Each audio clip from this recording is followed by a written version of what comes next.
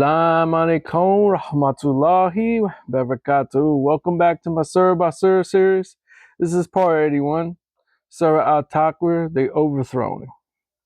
So my dear brothers and sisters, you know how some people say the world will never end? Humanity has been saying that for thousands of years. Yet every generation believes their systems, technology, and stability will last forever. Well, Surah At-Takwīr comes like a thunderclap and reminds us when Allah decides the end, the entire universe will collapse like a house of cards. So Surah At-Takwīr is a Meccan surah. It's with 29 verses. It paints a dramatic picture of the Day of Judgment and reminds us that the Quran is a divine revelation delivered through the angel Jibreel, or Gabriel, to the Prophet Muhammad, peace be upon him. The surah focuses on three main themes: the collapse of the universe with accountability of every soul, the authenticity of the Quran, the collapse of the universe is covered in verses 1 through 6. Allah begins with a series of shocking images. The sun is wrapped up, when the stars fall, when the mountains are set in motion, when the pregnant camels are neglected, when wild beasts gather, when the seas burst into flames. And these verses describe the total dismantling of the natural order.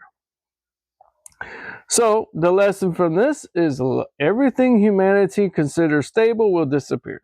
So in today's reflection, people trust systems, economies, and institutions, but Surah At-Takwīr reminds us that only Allah's power is permanent. The awakening of the soul is covered in verses 7 through 14. Allah describes a moment when every soul will finally know what it has done. Hidden deeds will be revealed, secrets will become public. Then Allah mentions a heartbreaking scene. The infant girl who was buried alive will be asked what sin she was killed for. This was a common practice before Islam. The Quran condemned it strongly. So Islam stands for justice and dignity, and especially for the vulnerable. Now, the authenticity of the Quran is covered in verses 15 through 25. Allah swears by the stars in the night to affirm that the Quran is delivered by a noble messenger, the angel Gabriel. It is not the speech of a madman. It is not poetry. It is divine revelation. So the Prophet Muhammad, peace be upon him, was not inventing the Quran. It was sent from Allah. So guidance is a choice, covered in verses 26 through 29. Allah concludes with a powerful statement: the Quran is a reminder for whomever wishes to take a straight path. But guidance ultimately occurs by the will of Allah. So the door of guidance is open, but the heart must choose to walk through it. So the lesson we can learn from that is Surah At-Takwīr: the universe is temporary. Every deed will be revealed. Justice will be served.